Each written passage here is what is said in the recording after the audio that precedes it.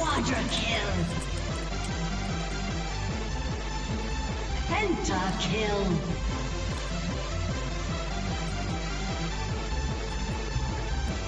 Welcome. Hello and welcome to OzLoL Podcast, episode 80. My name is Carrot Colossus. I am host of the show. This week we're going to be talking about OPL Week 6. We're going to be talking about patch 5.5. And, God willing, please Lord, no more patch notes after 5.6. We're hopefully going to get to 5.6, maybe. Otherwise we're going to be spending all of eternity slowly grinding our way through patch notes. And to help me through this ever-going task is Victor Pradley. Oh there, I'm Vic the Human. And Scott. Hi, what's going on? Alas, Steve cannot be here tonight. He is too sick. So we've got the 420 Steve sitting there in Twitch. Yes, don't forget. Can we call him Poop Steve? The new Poop Steve? New Poop Steve. Yep, there we go. We have new Poop Steve joining us tonight. He's going to be very silent though. Unlike the actual Poop Steve. We're on Twitch, twitch.tv/TForce Podcast.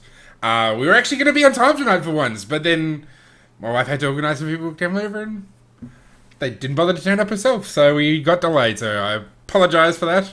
But we try to start about 8 PM on Australian Eastern Daylight Savings Time on a Wednesday, at least for the next week. Well, this week and next week, because OPL finishes next week. So make sure you come join us for that. I should also let you know we've got a brand new sister podcast. So we're part of the Trinity Force Network. We have, of course, the T-Force proper. There's the T-Force LCS rundown.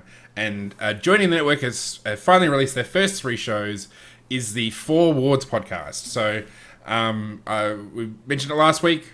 Basically it's the successor to the Journey to 30 YouTube series. Basically it's more pitched at the kind of a beginning sort of player, newer players, people who just want to go over the basics, as opposed to the T-Force proper, who are going to be sort of more talking about sort of more advanced type stuff.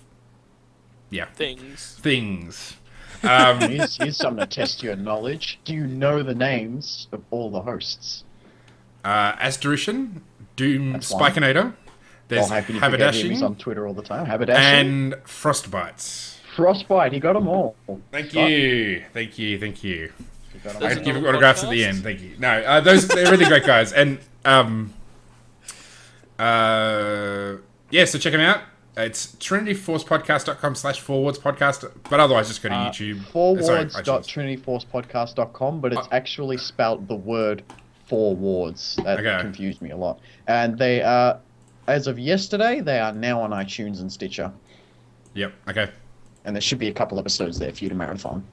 Yes, I started listening to the first few episodes myself today, so at work. So the first couple episodes are talking about mindset. Haberdashing's voice, man. Yeah, he's Haberdashing's voice. Yeah. That shits on any voice that isn't Victor Pradley's. Well, apparently, according to the iTunes reviews on the US iTunes store, I've got a really nice voice. So to all our American listeners, you have a pleasing voice. I don't get it. This person said they could, what was it? They couldn't, if they had they had to listen to my voice for the rest of their life, they'd be happy or something crazy like that. I'm like, my wife doesn't even like my voice that much. So, you should go onto iTunes and leave us some reviews about how much you appreciate the voice of Victor Pradley, because it is one of the finest voices in all of Oceania at the moment. Actually, speaking of iTunes, we've got 17, at the moment we have 17 iTunes reviews. So thank you to all those who have gone out and reviewed us, all 5 stars, I think. Wow. And they're totally all not by Mod Bro. Yeah, they're totally not all by Mod Bro. We have got, Victor's in there. That is an achievement. The fact that somebody else but Mod Bro submitted a review is an achievement, I think. I think we're through the baby phase of this podcast now. Yeah. So what I want to do, though, is I want to push this forward. I want to do better than the Trinity Force podcast. We currently have 17 reviews on iTunes. They have 15 reviews on the Australian iTunes store. I want to double their number of reviews. So if you haven't reviewed, please go and do that. Just go to, sign up to iTunes, or, I think even Stitcher does it as well. We want to get 30 reviews, and when we hit 30 reviews, I think we'll give out some RP. We'll probably give out like $10 of RP. I'll make sure I talk to Adam. So when we Can we just give out like 3 victors? You can all take home a victor! Yes, we don't have RP. Victor RP plushies costs have money. now hit the Gecko Pix production store. Please feel free to go to my website. Try not to puke from how shit the website is, and you can buy yourself a Victor plushie. Anyway, so far this whole show has been about Victor. Really? Come on. This is our show. It's my show, damn it. My show! No one is... No, just kidding. 2.0? So if you've given us a review, some of the names are familiar, but if you've reviewed our show already, send us an email at ozlolpodcast@gmail.com, or you can hit me up on Twitter, or go to our Facebook page, facebook.com/ozlolpodcast. Let us know, and you'll go in the running, and if you give us a review, we'll go in the running, and we'll draw out maybe, I don't know, some RP. We'll give away RP. So make sure, review us, because we want to do double the number of Trinity Force. We're twice as good as Trinity Force. Because it's true. Let's not talk about the US store because they've got like 400 reviews. All right, so iTunes competition. We have so much to get through. Actually, I didn't think to put the stopwatch on. Okay. Anyway, so also Trinity Force Network subreddit. So reddit.com/r/tforce network. Check that out. We're posting discussion threads for our shows and for all the other shows that are on the Trinity Force Network. And there's also discussion and all sorts of cool things. So check it out. If you want to go, there's a thread that was that Adam Ponophobia Cogswell put up about the history of the T-Force podcast. I submitted as a comment to that the history of the OzLoL podcast. So if you actually want to know about the history of the show, you can go to that thread and check it out. And also want to let you know that every week we bug you about donations, but coming soon is a Patreon account for the Trinity Force Network, which is essentially if you donate a small amount of money each month, you get extra benefits, including exclusive content and even coaching.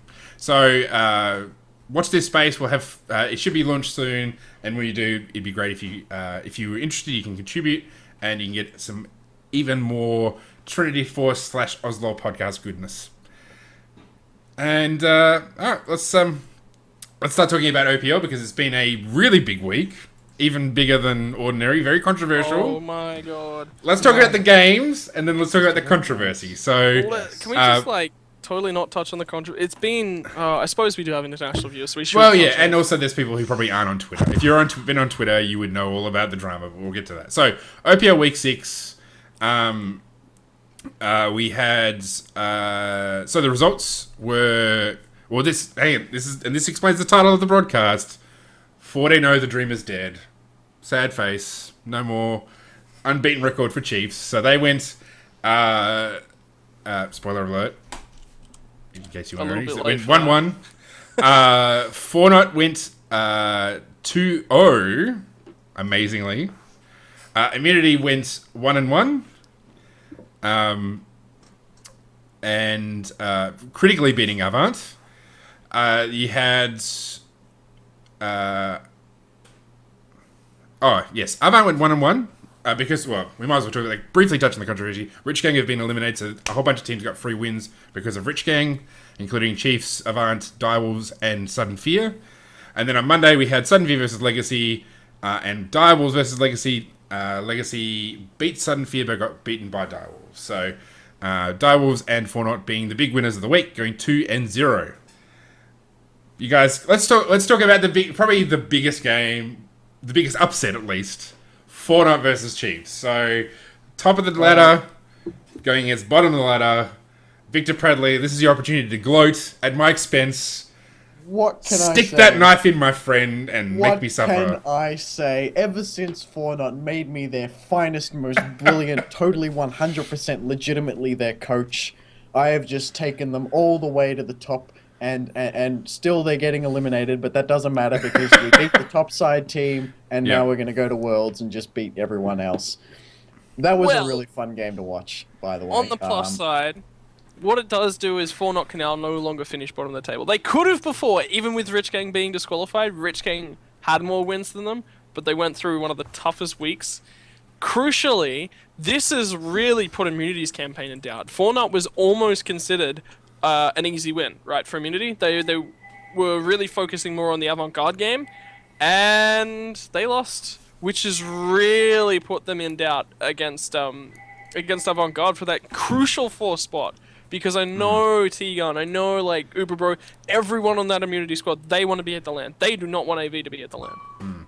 Yeah, so of course, I'm really proud of my Fortnite boys. They rolled over Immunity, and then they rolled over the Chiefs because they're so fantastic. We truly got to see a display of their pretty good mechanical skills, and I feel like as a team, they're sort of starting to find their own a little bit more. Of course, the Chiefs game was very heavily in the weight of the Chiefs for most of that, because I do think Chiefs are still mechanically stronger. Yeah. But a lot of it was a matter of outscaling.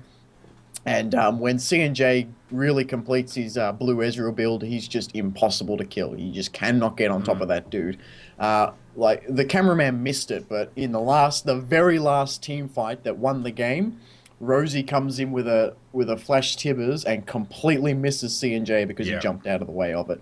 Yep. And that's an instant stun this dude's just dodged. If he landed it, the Chiefs would have probably won that fight and then gone and blown up their Nexus. But Rosie missed a Tibbers bear, and that was just the end of it, because you've missed your big initiate CC, and now you've got a team that's already stronger than you, just ready to roll over you in that fight. So yeah, it was a long game too. Yeah, it was I think quite it went long, for 50 minutes or something. Yep.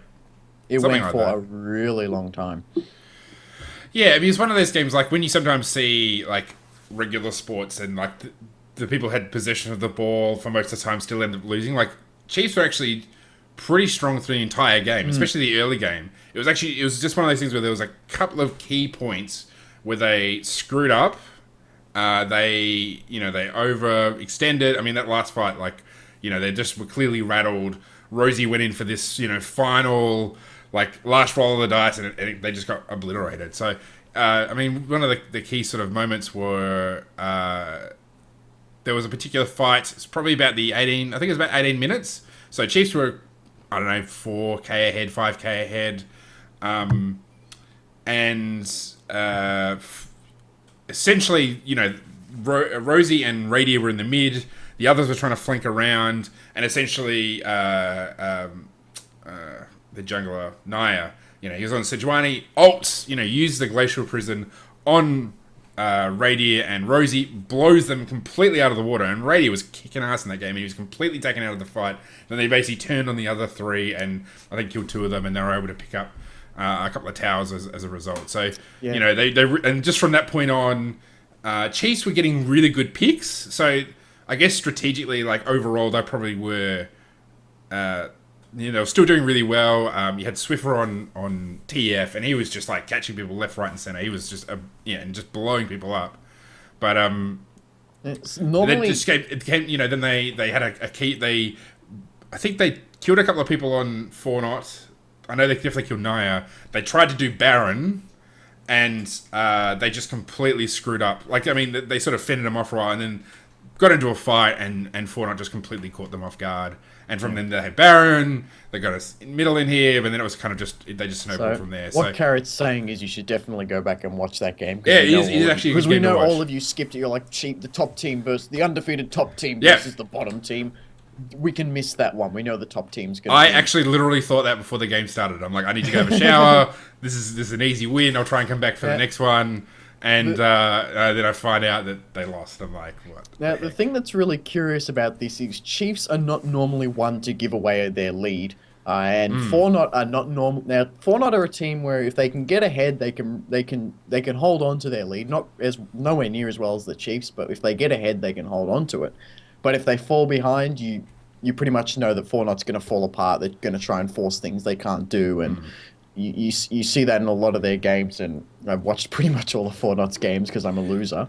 Yeah. You notice that when they're behind, they don't really know what they're doing. And I think Scott might know this more because he's been casting some of their other games in when they're smaller ahead, competitive scenes. they're still somewhat decent, but they can still throw quite majorly against like any of the amateur teams, which is actually what I got to experience them playing against. They're not all that. I mean, the amateur teams just can't really keep up against them. Having said that, this wasn't anything like Sin Gaming or Krispy Kreme Flu or Best Players Ocean. It was like Hash One and Absolute that they got to play against, and like those two teams, it's just like meh. Absolute didn't sort of go anywhere out of the Oceanic Open Ladder into OCS sort of campaign, so they're not one of the stronger teams. So it wasn't really a really good definition of how they were playing. What really happened for me in those couple of games is I think they just got stronger drafts. Like against IM, they outdrafted IM heavily. I know Steve was very critical of the way that IM drafted in the first game against Fortnite. And then Chiefs just didn't play their power spikes properly. That's basically what happened. Yeah, one of the big criticisms of the IM draft was now everyone had been locking in Sejuani first that game because we all knew Sejuani's like pretty much number one now when Cinderhulk come out, maybe a little less so after this coming patch. So there was a lot of high priority on Sejuani, but Sejuani's problem compared to someone like Vi is Sejuani can't really hold down a Callista because she depends on landing skill shots to get her. And Callista's one you wouldn't expect to get hit by very many skill shots because she has the most jumps in the game. Literally, she jumps every auto attack. So, and believe it or not, Callista was not banned by immunity, so C&J was able to get Callista and just shift right click away.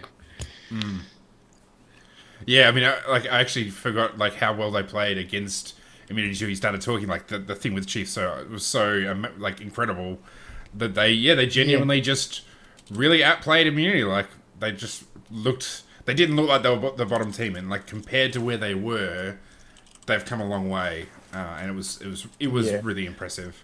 And there were even moments where, like Fortnite played really well, but even there were moments where Immunity sort of were making mistakes. I know T-Gun went for a really heavy initiate in the bot lane and got completely on top of C&J, completely stopped him from moving, and then, but C&J has red buff, pushes the heal button, shift right clicks, and aggresses on the T-Gun, flashes over Uber Bro, I think's on Siva, and just goes straight for T-Gun and does not die for that entire fight, even when junglers start piling in. Yeah. It was the teleports as well, because Ryu TP'd down towards the bottom lane.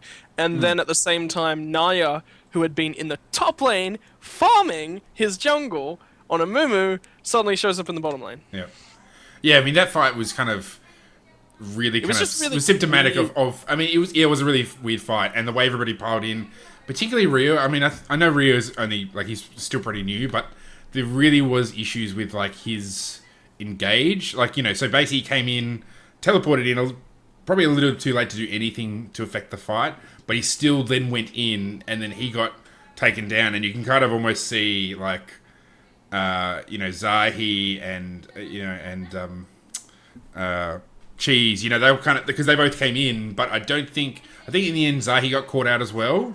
Zahi did towards the end of it, and Cheese was just sort of coming in and playing around, and he sort of went more for Zed, Maya's Zed in the mid lane, and they sort of had their own duel off on the side. I mean, I think in that case he really backed off. Happened out of that one. Yeah, both of them backed off. Like, and they ended up having that duel. I think Cheese came out on top, but not able to kill Maya.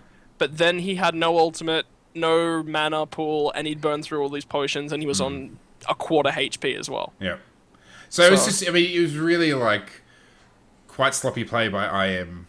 And then the wombos it was just happening. Yeah, and Ryu was out of his depth. 100% what it was that C&J got ahead, and right now, it's just like, they were caught off guard because I know that they weren't expecting to play on 5.5. They were expecting to play on 5.4, and then, like, less than 24 hours before the games, they were told that they were switching patches, which was really weird. And then they were like, okay, do we draft Sejuani? Like, it threw IM off more than it did Fortnite. Fortnite was just like, okay, we can pick Diana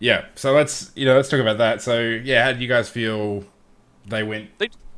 I am just drafted better. Like their first game, they were just a little bit scatterbrained in the drafting phase, and then that leapt through. It was probably really good, even though they lost to Fortnite, to have that warm up game before playing AV. Because even though they lost to Fortnite, if they lost to AV, they were never gonna make fourth spot. Like losing to Fortnite but beating AV at least gives them a decent shot at that fourth place spot. So I don't know. It's gonna be interesting to see where they go, but the drafting was just so much more on point. The players around Dragon and Baron and just how they played the game through was a lot more instrumental in their victory. Yeah, I mean it's, and I mean I guess Cheese went pretty huge in that game. On Kassadin, he went. I can't remember what it is. I mean, he barely died. I mean, 11. It's like 11-2-10 or something crazy. He's just.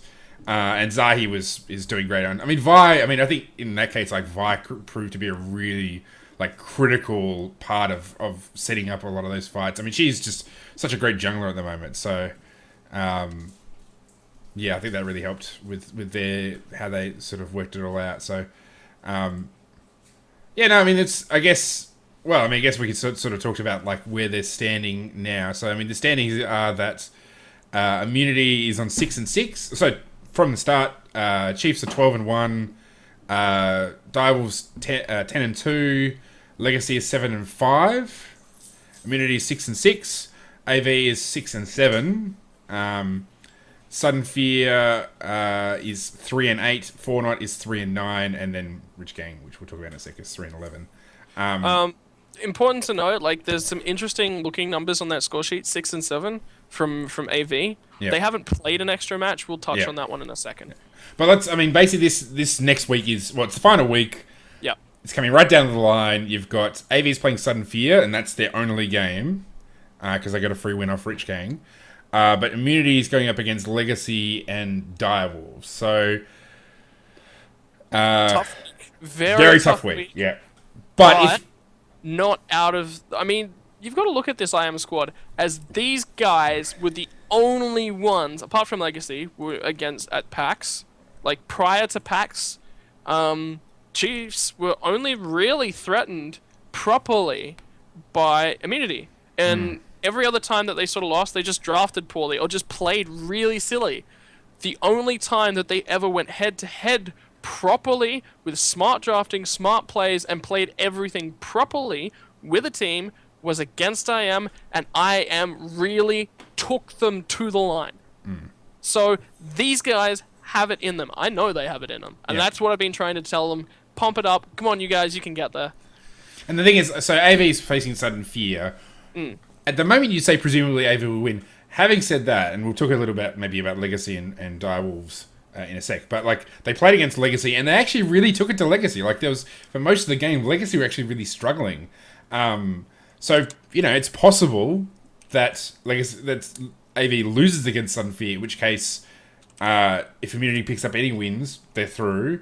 If AV wins as expected, then Immunity only has to win one game to keep a tie, and then they have a tiebreaker series. So it's not all over for Immunity yet. It's it is going to be tough, but it's possible. And I mean, again, Immunity are facing Legacy, who they kind of struggled against Sudden Fear. They ended up, and they lost to Direwolves. So maybe there's an opportunity there. I don't know if it's possible for anybody to move up. Well, Legacy is 7-5, so theoretically, let's see, if Legacy loses both their games for some reason, it's actually possible that both AV and Immunity get through, or at least have to go to a tiebreaker with them. So I guess it's funny, Legacy, looking at the stats right now, they're actually a little bit vulnerable to being, at least having to face a tiebreaker. Well, you know what? Immunity, regardless of how hard the next games are, it's no excuse. You just got to work harder. Yeah, that's it.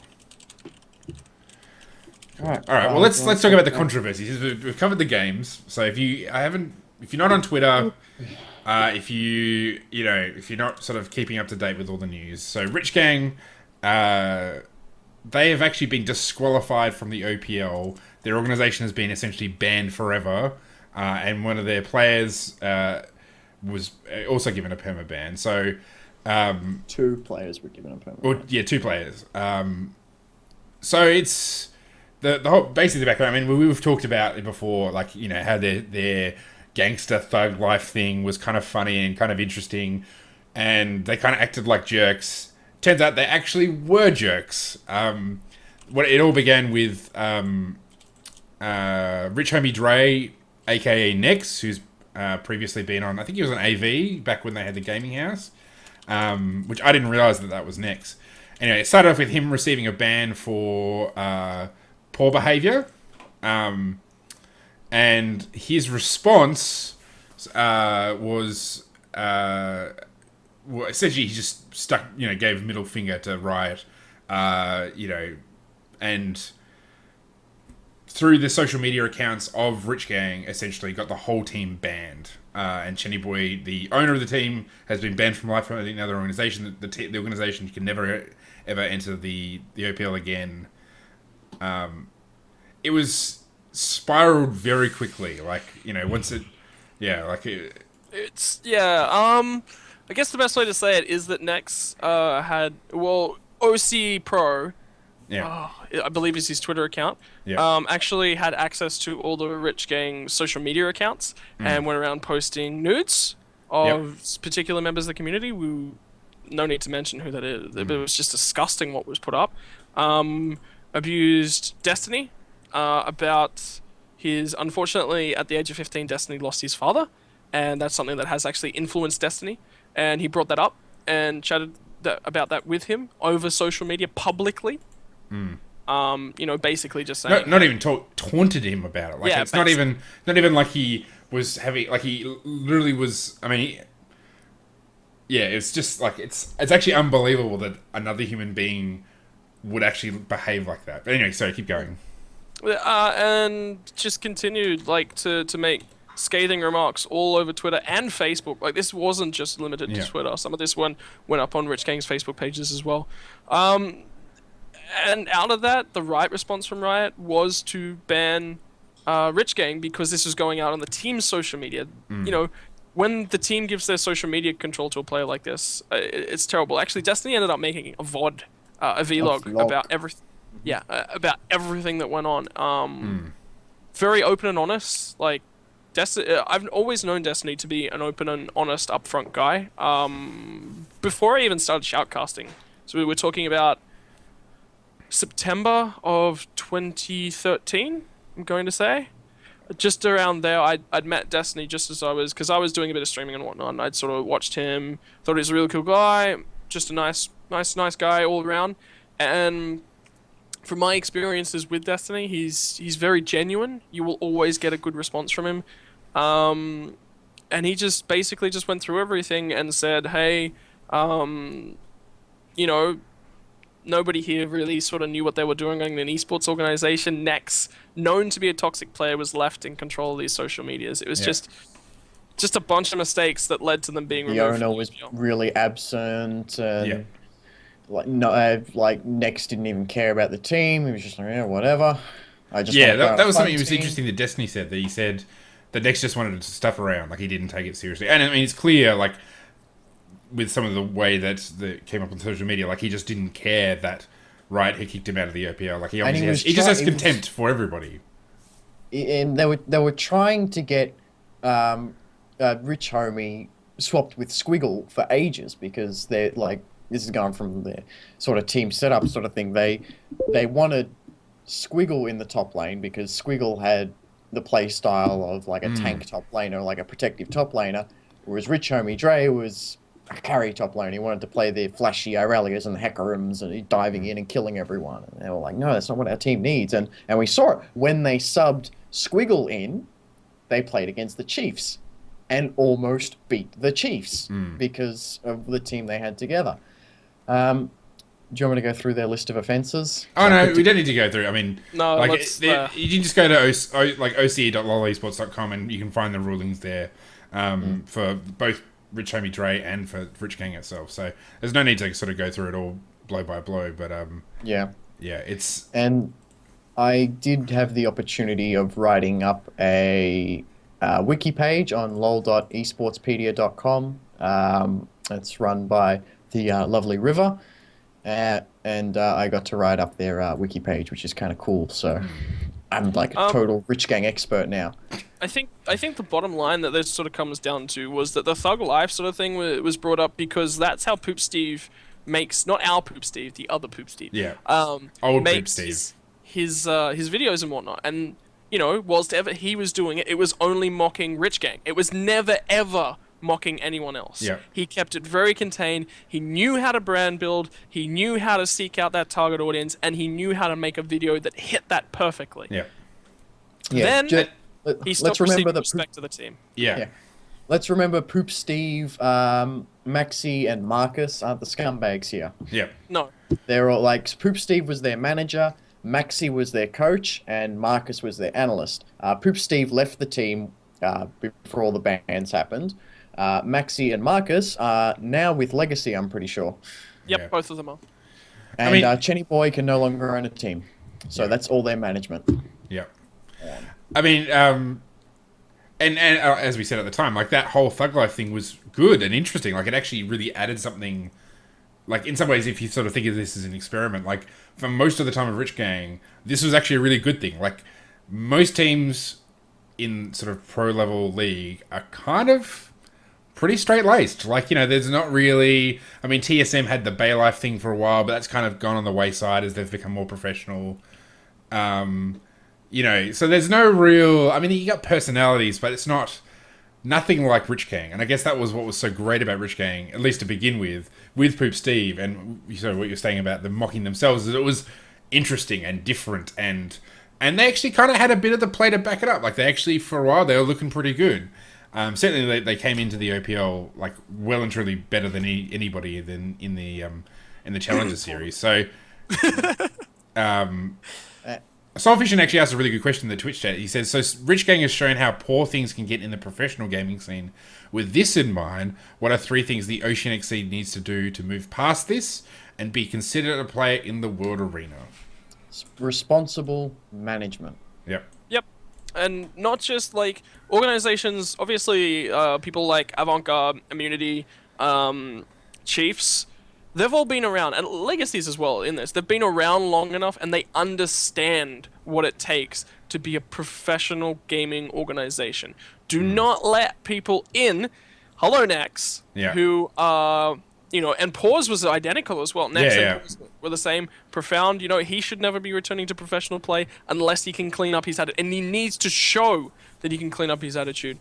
So Riot just need to keep an eye out for all these name changes and whatnot. I'm sure they should have some sort of history or whatnot of name and account changes, and make sure that these people going into organizations like this need to be dealt with straight up, potentially even having a one-on-one contact meeting maybe 2-3 times a week to make sure that they're playing in the best interests, and their solo queue manner and whatnot is all in the best interests. When an organization looks to market themselves like this, make sure that they actively go and sit down and discuss with the team. Hey, you make sure that this isn't affecting anything. This is just video content. This doesn't come out anywhere else. Just give the players, the management staff that may not have the experience, make sure they had the tools to understand what a toxic player is and get rid of them. Yep. Do not let players handle the team's social media. That is crucial. Yeah. Players Yeah. should be focusing on playing and playing only. Yes, sure, handle your own social media, fine. But if something goes up there, we can point the finger at somebody and go, yo, it's your fault, you need to clean up your act. If it goes out on a team's social media, it's a lot harder to clean up. Only management staff should have access to social media. That's the way it is with AV, that's the way it is with IAM, that's the way it is with Chiefs, that's the way it is with Legacy. I'm not a bit sure about. I think there is a little bit more access because of the way that they're owned and governed. And this also raises another important point. Do not let a player own a gaming organization. It didn't work with TSM. Reggie could not hold himself to that higher standard of playing and manage the organization at the same time. And that's why he he had his stepped down. brother helping it. He Yeah. had Danton helping him out there as well. So Same it with does Hotshot. not work in general, okay? So don't do it. You do one or you do the other. If you have to make a decision, are you better on the team? If you are, find someone that you trust immensely and make sure that they're the professional kind of personality that can be at the top of this organization. Hi guys, I'm available. In terms of, I mean, I know, I mean, if you're on Twitter and you sort of follow the people who are sort of in the Oceanic scene, maybe not so much the players, but I guess all the managers and the people who are kind of around, like, you know, this, like, I actually knew that Next was to be perfectly honest, an absolute piece of shit.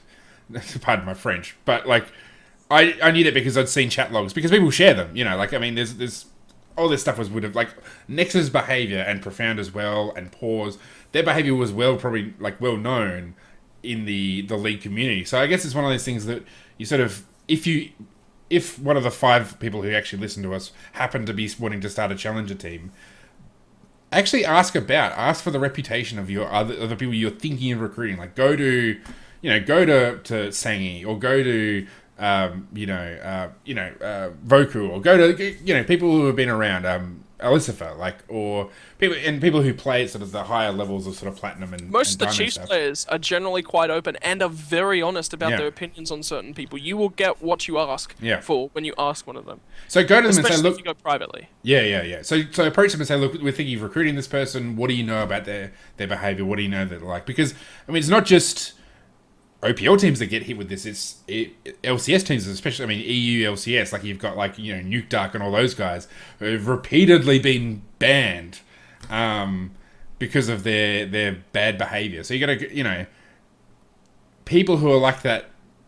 They don't really change. If they've got a really bad track record, like, unless they've come out publicly, unless it's like someone like what's his name, the Spanish dude, with the Ocelot. Like, he came out and said, I had a problem, I went to Riot, they gave me help, I'm better now, or I'm working towards it. People can change, but, you need a track record. Like, don't just believe them because they said it. Like, heck, you probably can contact Riot and say, look, we think you're recruiting this person, what are their chat logs? Because they audit all these people. So, make sure if you're recruiting somebody, you know what they're like. Like, don't sign on somebody just because they're good and ignore the fact that they've been toxic, because they will receive a ban. In fact, Even get them to come play. I don't care if you're Steven Garstone and you're Bronze 5. I don't care. Get them to come and play a game with you socially, and do that 2 or 3 times a week for maybe 2-3 weeks before you commit to them, because that way you are going to get an extended view of what they're like in game. Yeah, sure. I mean, I'm an absolute dick in games, aren't I, Victor? From time to time. Oh boy. But they are isolated incidences. Incidences? Yeah, isolated occurrences of this sort of thing, and they do happen. Don't just take your first meeting and immediately go, oh, he's a toxic player. He fed, something was going on in his life away from the screen. That happens. But if you build that relation, and Victor made the point, build that relationship with your players as well, because then not only will you have their respect, you will earn their respect, and they will respect you at the same time. Yeah. You know what he means. I mean, I think probably, I just want to sort of finally sort of say that I think Riot did the right thing here. Like, they gave Rich Gang every opportunity to do the right thing, to reform themselves, to get their stuff sorted out, and they didn't. And when it became clear, I mean, like, the point at which Next got banned, would have been sort of maybe Monday, and then on Tuesday they banned the team because he responded so poorly, and Riot responded so quickly to that it just escalated really quickly. In fact, he received an initial penalty, and then he received a second penalty, and then after all of that, Rich Gang received the final being kicked out. So I think Riot did the right thing. I mean, some people were like, really sad though, because like Nex was, if you remove Nex entirely from this team, I do think that they could have been an entirely different team. I don't think this would have occurred as heavily. Oh no, for sure, yeah. But Riot did the right thing. Like, they've set a standard that says we're not going to tolerate this sort of stuff from anybody. It doesn't matter, if you behave like this, we're going to come down hard. And I mean, there were some people on Twitter who were like, "Oh, 6 weeks too late," but I don't think they were. I think Riot overall, with all player behavior across the board, not just Rich Gang, but I think, and even LCS and stuff. Like, I mean, I think they do the right thing, and I think they do come down on players appropriately who misbehave. So, And if they're the listening, takeaway right, you message did a as great well. job with this. Takeaway message from this as well is you don't have to be like a lovely person all of the time. Riot are understanding, and we are understanding because we are all human, and we are all individual humans as well. You will make mistakes, we will make mistakes, but if you communicate with your fans, if you communicate with those other people in solo queue that you may have pissed off in the last game, you get up, you walk away for 10 minutes before you come back and say anything else. Yep. That's crucial. You'll build some professional relationships, and this scene as a whole can go so much further forward. Yep. And come up with interesting things for your teams to do. Like, I think that's probably another lesson. That what they did initially was right. If you can think of a way to creative. I mean, Rich Gang drew international attention because of the videos they initially had, because it's just interesting. So if you're thinking of starting a team and you really want to make a splash and you really think you've got the gameplay to back it up, then do something different, do something interesting. I mean, the kind of pseudo bad boys thing actually was fun and interesting. Just unfortunate that's how it became in reality. But yeah. Anyway, let's move on to the patch notes, because we've got a lot to talk about. Sorry, Vic, did you want to say something? I just said it builds character, and that's good, right? Coming down on all the players, they even came down on perfection, sadly. Yep. But hopefully we come on, we turn on a stream and see some top quality professional League of Legends play, instead of this person's been banned, this person's been banned, this person's been banned, this team's been disqualified. Let's talk about the patch notes. Let's talk about patch notes. So last week Can we just like finally do a finalized thing? Is that perfection is actually a good case here. He was told, "Hey, your actions are out of line." Cleaned it up, and he's back. He's playing, and he hasn't made an infraction again. Yep. Patch 5.5. So last week we talked about items. The week before that we talked about champion changes. We're going to briefly touch on Righteous Glory before we're going to talk about the global changes. And of course, patch 5.6 will be out tomorrow morning as of recording. So we're going to be talking about patch notes next week. And yes, I haven't had a chance to really look into them as much. I don't think there's that many big changes. They're all small things that all have something to be said about them. But if we start on them, we'll be going for the next 3 hours. So we'll just finish 5.5 and come back next week for some 5.6. And we'll get to play a little bit on 5.6 as well, so we'll have more to say. So, Righteous Glory, I think, was an already amazing item. And yet in 5.5, they buffed it by giving it another 150 health. It's gone from 500 to 650. If you are not getting this item, you are crazy. This is an amazing item, and every team should have one. And there are 3 roles you can build it on. The jungler can pick it up, and then that has synergy with Cinder Hulk. The top laner can pick it up, and the support can pick it up. Yep. It has any of those roles can pick it up, because it's just health and mana and an awesome passive. It's not going to be one of those situations where, oh damn, I played a bad character and now I can't get benefits from it. No, it's good on everyone. Yeah, so it's stats of 650 health and 300 mana.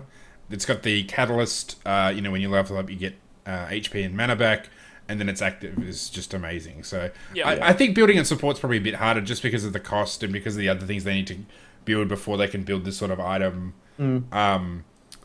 Catalyst is kind of quite an expensive item to build for a support, but I think if you're playing solo queue and you look at your team and you're starting to get into that, you've built your Sightstone, you've built your gold generation item, and you look at the team and you're like, no one's built a Righteous Glory, then absolutely consider picking it up. Even if you're not even like a tanky support, it's essentially Talisman is again it's essentially like Talisman. So why not both? Yeah. The important thing to point out here is that it has really, really good synergy with Warmog's Armor. Like the regen you get, it's plus 100% health regen. You're effectively doubling your health regen, and you get 650 health, and you've got more mana to sit in fights for longer. It's strong on Scion, it's strong on Skarner, it's strong on Sejuani, it's strong on everyone. There's been a lot of supports building this as well. It's just amazing the amount of stats it has. Strong on any champion that utilizes HP and mana. Yeah. Yeah. Well, It's not that strong on Vlad. Well, he Yeah. doesn't have mana, does he? Or Katarina, or or Aatrox. Well, Poor Aatrox even still Garen. makes. Poor Garen. I tell you what, the combination of a Severe ult, Righteous Glory, and Talisman all at the same time is freaking amazing. And And then you back it up with another Righteous Glory somewhere else on the team is also yeah. really strong. Well, if you do it with Sion, so Sion ults, you then Righteous Glory with him, Severe then ults, you just You can like keep the whole Pain team Train. running behind Sion. yeah. All right, let's talk about inhibitor turrets. So the inhibitor turrets have actually had their global gold team gold been reduced by like from 175 to 50, and the global team experience on inhibitor turrets has gone from 100 to 0. So this is a huge nerf to global strategies with inhibitors. The Nexus turrets, we might as well talk about because they're the same, 150 to 50, and then no experience for Nexus turrets. So yeah, this is a pretty big change. Like I wonder if this actually is a massive buff to Dragon because you're getting a heck of a lot less gold and experience from those turrets. But the point of taking those turrets, the point of it, Nexus turrets, why are they even worth gold? Yeah, it's true. What's the point of having Nexus turrets worth gold? And that it's ever going to happen that those turrets are even worth gold or anything whatsoever is when you have a Unicorns of Love versus Fnatic game. Yeah, I guess actually, yeah. Now I'm thinking about it, like, for some reason I got like inhibitor turrets. I was thinking the tier 2 turrets. So it's the base, like it's at the start of the base. Like, of course you like choose, it says in the yeah. notes, you take inhibitor turrets to open up an inhibitor. Yeah, to win- You're not yeah. taking it for gold. If Yeah. you want gold, there are 6 turrets on the map that will give Yeah. you gold before that. And if you haven't got enough gold before that, go farm some lanes because it's safe for you to do so. Yeah. I don't know Knocking why out my those- brain just leaked that rubbish out onto the microphone. I just like had a It's right. Silent can edit it out. Hi, Yeah. Silent. Well, knocking down the inhibitor turrets and the 2 Nexus turrets is its own reward. yeah. That's it. Yeah. Is the big thing there. Which makes me wonder about the very first mid lane turret, because that's one of the most important turrets to take in the game. Like, knocking that one down is its own goal, but I guess we want to keep them identical. Stop inviting me to games! I'm trying to do a podcast! Sorry. Scott? I think the more important ones to talk about is the shield turrets. Is the fact that the shield health has gone from 200 to 30.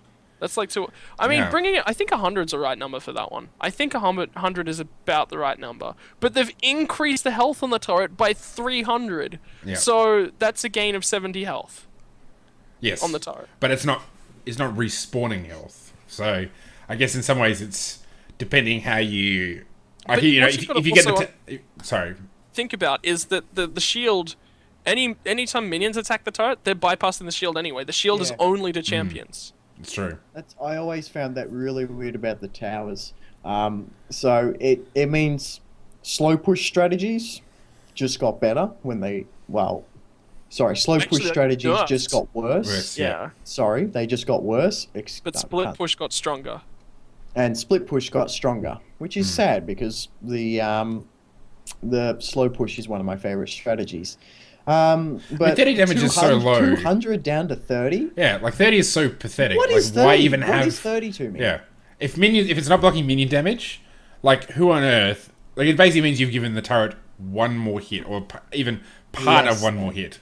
It's Less like than the weakest you can hit a tower for is like 40 damage. Well, no, I'm pretty sure supports can hit it for less. I think, unless they get Oh, Frostwing's sorry, Bane. 35 damage. My bad, Scott. Okay, so never mind. It means nothing. So shield turrets, you suck. yeah, Shield turrets were my favorite thing they added to the game, and this just shits all over them. yeah.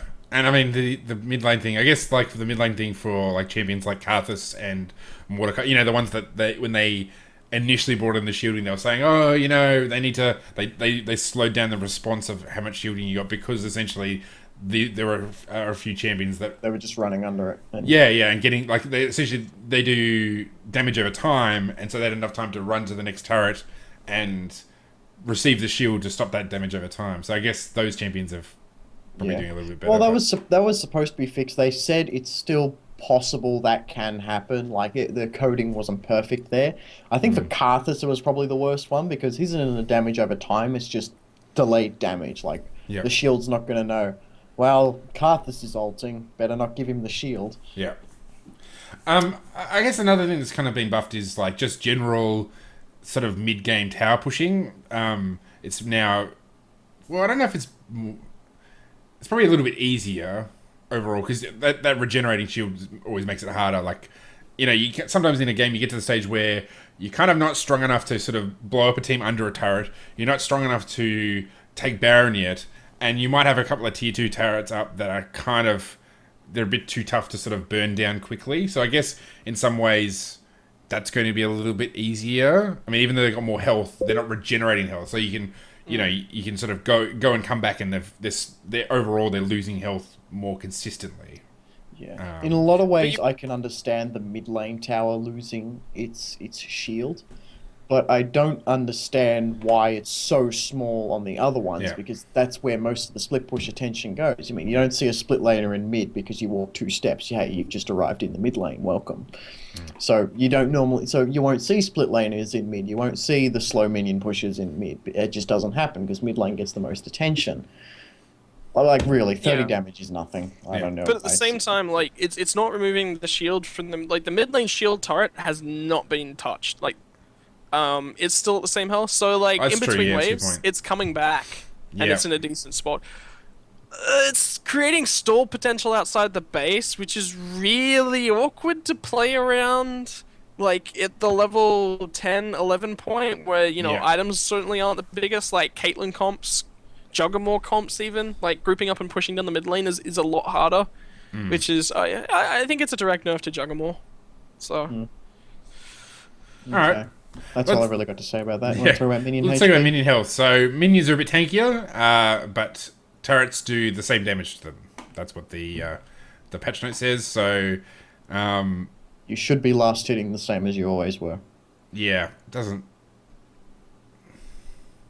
Maybe at one point in the game you won't be able to one-hit that caster minion with a Nasus Q, but you'll you'll kill 2 more minions with your Nasus Q, and then you'll be able to one-hit it again. So just farm a little more Nasus, and you'll still be able to one-hit those minions. Build a Sheen. Jungle camps. So Gromp has had his damage reduced. Well, actually, Gromp and Raptors have had their damage reduced. So reduced by 7 for Gromp, reduced by 10 for Large Raptor, reduced by 4 for Small Raptor. And the gold has gone up on the Big Wolf and the Small Wolf by about 12 or 13 for the whole camp. What is it? It's 5 for the big one and 4 each for the small one. So that's what... No, 2 each for the small ones, so that's 4 in total. So 9 in total, 9 bonus total. gold. Helpful. I mean, I guess it's... I mean, I don't know. Like, I guess it will matter. Well, I guess in your first clear it will matter a lot, especially with the damage. But it does. Yeah. I was one of those people who was like, you guys are all stupid. This jungle isn't hard at all. But I think it probably needed to happen. I think the early clears is really what was hurting jungle diversity the most. And so this was just the most logical option. Well, if the problem is they can't clear early, then buffing the champions won't work. We just got to nerf the camps. So, and I mean, I think those Raptors in particular, they are that's actually received quite a substantial damage nerf. Like, I mean, we're talking what, like 4 less per little one. It's about 22 damage from the whole camp every attack, like per attack for the Raptors and the small ones. So that's a fair bit of damage. I mean, 7 damage on Gromp, you go, well, you know, that's probably not a huge thing. But certainly with the Raptors, they're a lot easier. They don't do as much damage, which is, I mean, if you're starting red side, like, you just get absolutely caned by those Raptors previously. So that frog is no longer the strongest monster in all of the jungle. Isn't it? I used to say that all the time. I used to say that when the frog first came out. I'm like, I'm not clearing that frog. That thing's the strongest monster in all of the jungle. Back when it was the white. I'd be level 18, full HP. Did you ever clear buffs? I'm not going for that thing. I cleared buffs. Buffs were easy. I was like that, but that frog thing, no, that's the strongest monster in all the jungle. Don't fuck with that. Yeah. You clearly never tried clearing the buffs without smite. That's your problem. All right, Grump. Buffs without smite. The Grump poison now deals 10 damage plus 10% of bonus health, as opposed to 4 damage plus 8 times your level. So I mean, this is I guess this is kind of pitching at helping out those tank junglers. So in that regard, I mean, it's pretty good. And it is. I've played with it certainly, and it's very noticeable HP, and even in fights against champions, now you notice the usefulness of this poison. You can visually see it against champions, similar to Sunfire or Cinderhulk. It is shockingly more powerful, and I think people are trending more towards starting Grump buff now. Would I be wrong to say that?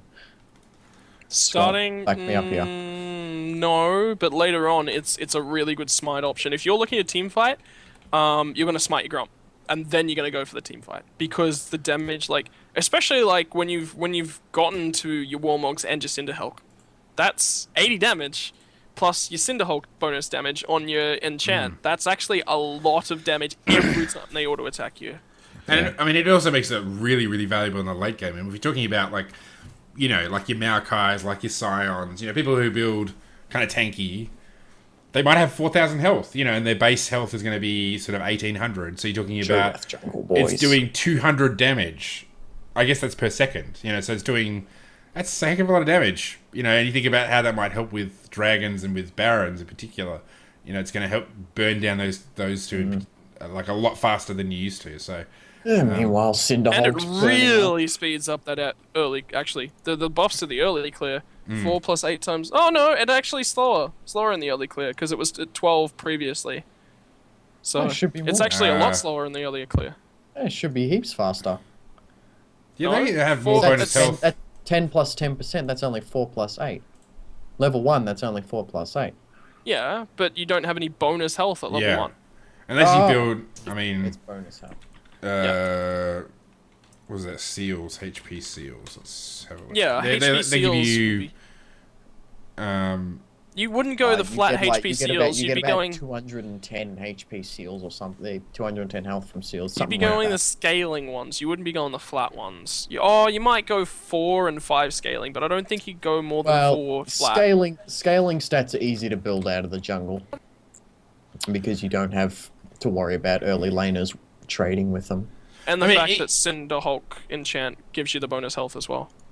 yeah, I mean, like, except Cinderhulk's not really going to help you in your first clear because, you know, You have it. I mean, if you go flat HP seals, that gives you 72 health, which means you get 7. So it's about the same. It's actually more. That's disgusting. You're gonna spend all of your seals in flat HP just to get 7 bonus damage for a portion of your first clear. Yeah, but I mean, like, I guess armor. I mean, armor seals only give you 8 armor, so I guess it's one of those things of like, I'd be interested to see the maths of whether Grump buff and more base health clears the camps quicker than just flat armor seals. I'm gonna say the flat armor because of the resistance it gives you, whereas you're only getting a small. You're clearing the camp a little bit faster, just a little bit faster, but you're taking a ton more damage. I suppose you kind of got those health seals there, so your regen as well is slightly higher, but Yeah. I'm gonna say the armor's better. Hey, look at that. The Rift Scuttler speed boost now works on pets. Yes. And Dragon Buff Check counter it for out. spectators is a thing, which is actually really useful. So Yes! Oh my god, thank Makes you. it so much Finally. easier. Now we don't have to make our own overlays for our fancy pants streams. yeah, especially in pro play, like it's so hard if you're not like even watch from the start of the game, or even if you just like lose track of what the hell's going on in the middle of the game, like to know how many dragons have been taken. So And for that's really casters, handy. you just suddenly like, did they take 3?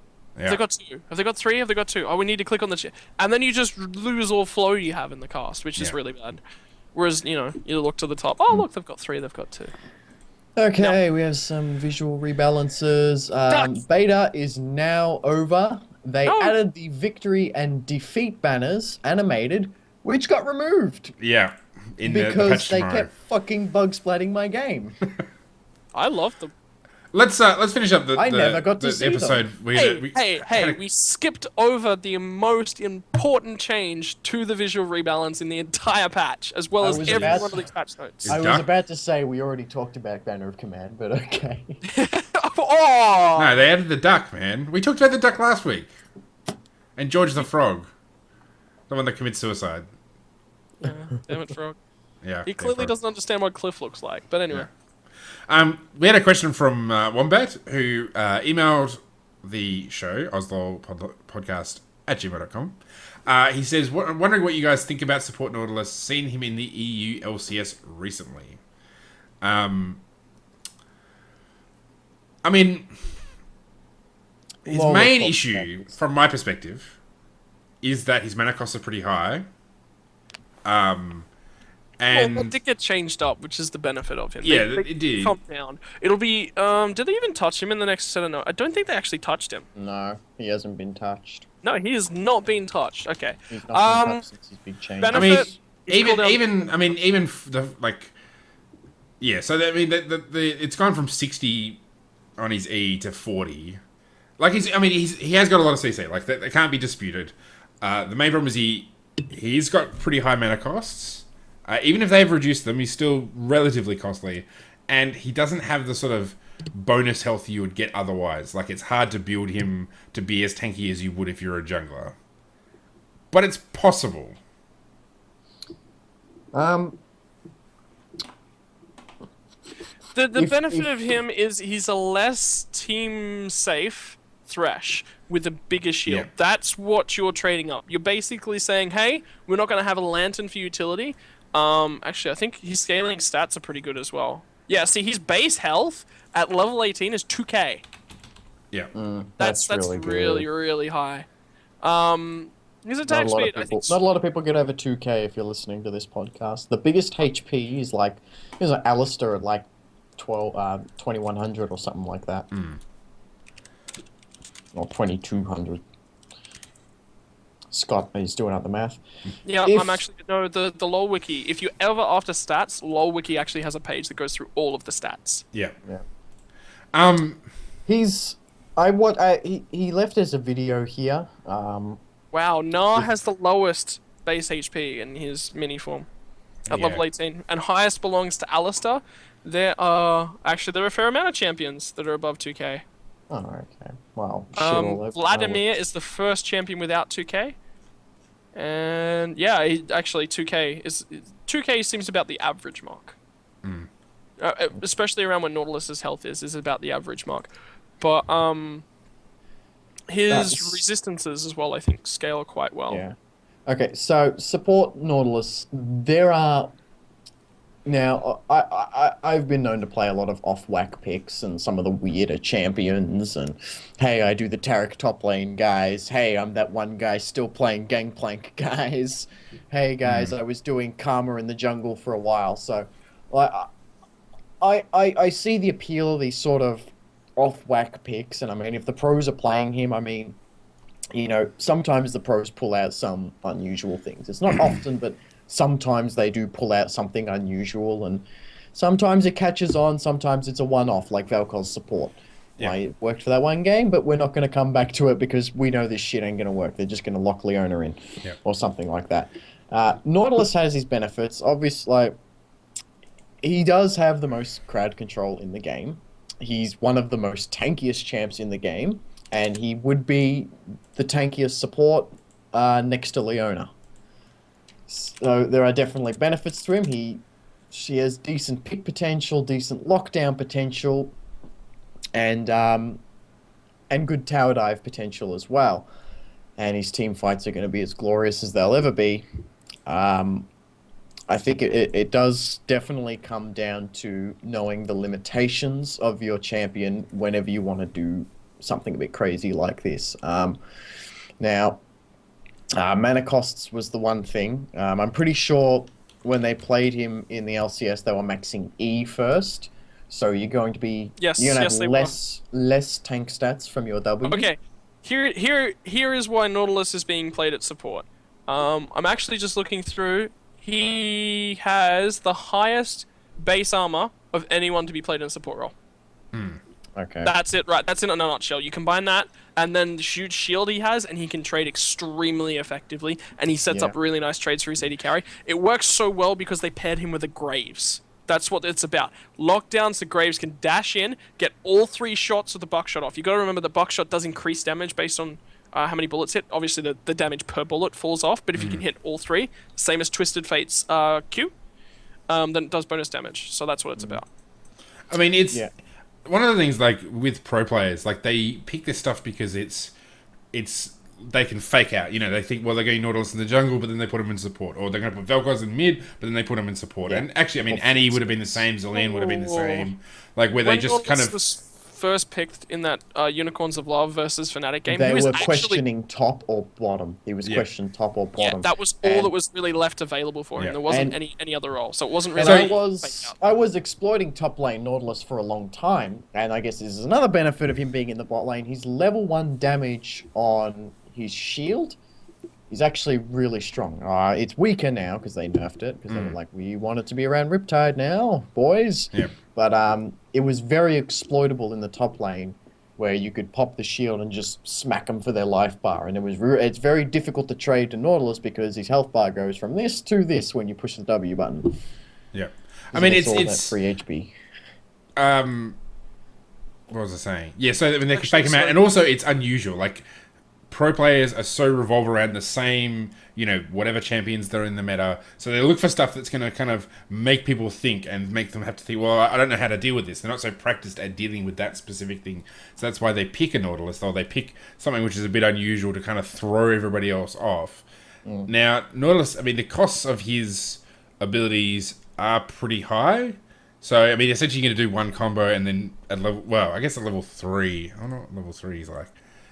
Yeah, I mean, it's actually not too bad. He's got about 360 mana. So, I mean, you're going to get a few of your abilities. If you're going to do it, don't go crazy with your abilities. Like, you really have to be... It's almost like a Leona in the sense you have to essentially kind of all in and then back off. You all in and back off. You're not going to be using your Riptide to... Like, in that, not so much... Like, just in terms of you use all your abilities at once, and then you... then you sort of... You're not constantly using your Riptide. Like, you're not going to try and harass with your Riptide. Like, essentially, it's, you know, Leona doesn't harass her opponents. She all-ins their opponents. They do some damage, and then they back off. They don't maybe go for the kill, but they don't, you know, it's not like a Nami where you're auto-attacking, or an Annie, or a Morgana where you're auto-attacking to kind of sort of grind them down before then going in for the kill. So Nautilus is going to be much like, and I guess like Alistair as well. You know, you're going to buy your Relic Shield, you're going to get your last hits on your minions, and otherwise you're going to stay back until you find that opportunity to go in and use your abilities. It's a different thing about Alistair, though, is he's very defensive. Like, if people want to start causing a fight, like, he's really good at protecting from ganks. Because Nautilus revolves mostly around landing a good pull, and then that sets up the rest of his lockdown combo, he won't be really as good as Alistar in that sense. And but I'd imagine he'd have similar issues to Leona, but I think it'd be harder to engage because Leona can go straight through the minion wave, whereas he's got to sort of wait in the bush and try and make a pick happen. It's very much about playing around where your minion wave is. Your AD carry needs to handle the minion wave a lot better. For example, you can't really engage unless they're missing maybe a caster creep or maybe a couple of melee creep. You know, they want to be missing as many creeps as possible. You need to wait for the minion wave to be in your favor, and that's when you look for your engage. You're not constantly just, oh look, I'm level 2, bam. That doesn't work. That's a thing that you should be doing. And then when it comes... Sorry, go. I was going to say, like one of the good things about Nautilus is that the first 2 items you build are going to synergize well with his shield. So you're building a Sightstone, which is health, and you're building a Relic Shield, which is like the face of the mount, which is health. So in that regard, and then you probably, build a Righteous, like if you're going to go Nautilus support, build a Righteous Glory, because it's going to give him mana, which he needs, and it also gives him a crap ton of health. Like 650 health is, that's a huge amount, and it's going to add to his shield. So I guess in that regard, now it's one of those things that initially when I thought of it, it's a terrible idea. Now when I think about it a bit more, I think, it's not so bad. You can do it. It's... Tankier Thresh. Yeah, Thresh and Leona are probably in the end still better for what you're trying to do. But it's not terrible. It's not the benefit of It, Aatrox him, support or it something. opens flex pick option for Yeah. professional play. I think the big thing is that it opens up flex picks. Yep. So you can lock in an early Nautilus, and then depending upon whatever else they pick up, you can lock in someone else for the jungle and just send just send Nautilus bot lane. Yeah. So I think for professional play, that's going to be the big thing. For your solo queue games, it's more just going to be abusing an unknown support. he when it does comes- bring a lot of mixed damage to the table as well. That's the huge Yes, benefit of it. especially that dot damage on his W. His passive is actually physical damage. The bonus damage is physical damage. His E is physical damage. He has a huge shield which scales off his health, his bonus health, and does magic damage. So, and then the really high ratios as well. Yeah, and when it comes to the late game stages, you're not going to be diving. Like, you'd really have to sit next to your carry and keep working the passive, and you're Riptide now that it's on a 5-second cooldown or Yeah, whatever. that's whatever actually really outrageous. massive. And then just send your ult all the way down to the enemy backline. It'll just go through everyone. And that will be your dive. You just hit the backline and then peel for the carry. All right. Well, Wombat, if you have any further questions, I think Okay. you're in the Twitch chat anyway. Hit us Alright, up. here's one more stat about Nautilus. He Okay. has really, really, really high mana regen. He's the highest. Yeah, I did tank see that. It's support like 8.6 by at level massive 1. amounts. Yeah. Where Leona is like, I mean, Janna, she's got a level 1. Her regen, actually, her regen's 9, which is pretty good. Leona was like, her mana. Like, When you're looking at these things, you need to like go, oh, what's Brom's mana regeneration? What's the only? You're only comparing tanks like Yeah. Thresh. That sort so of thing. yeah, You're I not- mean, Leona's got 6 mana regen. Actually, I wonder what the health regen's like. Health regen for Nautilus is 8.4. Oh, actually, it's the same as Leona. Because I was wondering, because Leona got that nerf to her health regen, so.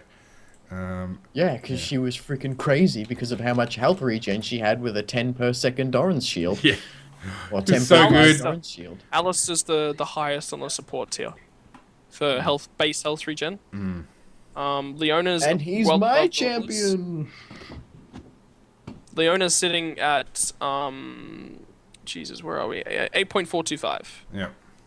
And then It's actually Nautilus not is too down bad. at 8.37. So yeah, no, not too different. Like the benefit is that Nautilus scales without anything. He has access to a bunch of bonus health, which ramp his shield really quickly, and he has a bunch of damage alone as well. Whereas Leona relies on the AD carry to be able to apply damage. Clock her passive, and all that. He's a better. So- I would say he's a better solo queue support than Leona.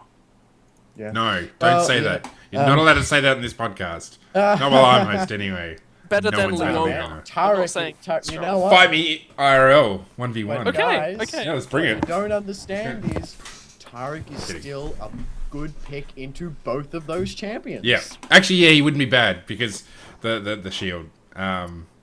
Because Tarek is the greatest champion in all of the game. Thank you very Really much. not. Mr. Wombat, as long as you know the limitations of your Nautilus bot Yeah. lane, you can play it as much as you want. I watched your video. I see you are finding success with it. Keep doing that until it doesn't work no more, and then go play. No, don't Whatever. do it anymore. Look at what you were doing wrong and what potentially happened in the game. Yeah. And why they won. It could be so much as, all of a sudden Nautilus is countered by Ari support for some god-known reason. But, Stop bringing look that at up. that. Ari Stop support's bringing amazing. up Ari. Ari No. support is more It's not- amazing than Tarek. Carrot, we're closing the podcast up. Yeah, yeah. I need a gif of that thing from Mean Girls where it's like, I can't remember what she says. Like, it's not going to happen. And Ari said what is not going to happen. All right. Remember, Forwards Podcast. Check them out. Go to iTunes. While you're at iTunes, rate this show 5 stars. Leave a review. Send us an email, ozlolpodcast@gmail.com. You get put into the draw for RP when we hit 30 reviews. We want 30 reviews. Maybe we'll say within the next month. If we get 30 reviews in the next month, we'll go into the draw. We want to double Trinity Force podcast. I think that's it. Subreddit, reddit.com/r/T-Force Network. I think that's it. All right. So thanks everybody for joining us for episode 80. We'll be back again next week with 5.6 discussion. Yes. Final comments on the OPL. Yes, final week of OPL. Check it out. Big games. And with that, we say goodnight. Good evening, ladies and gentlemen. What he said.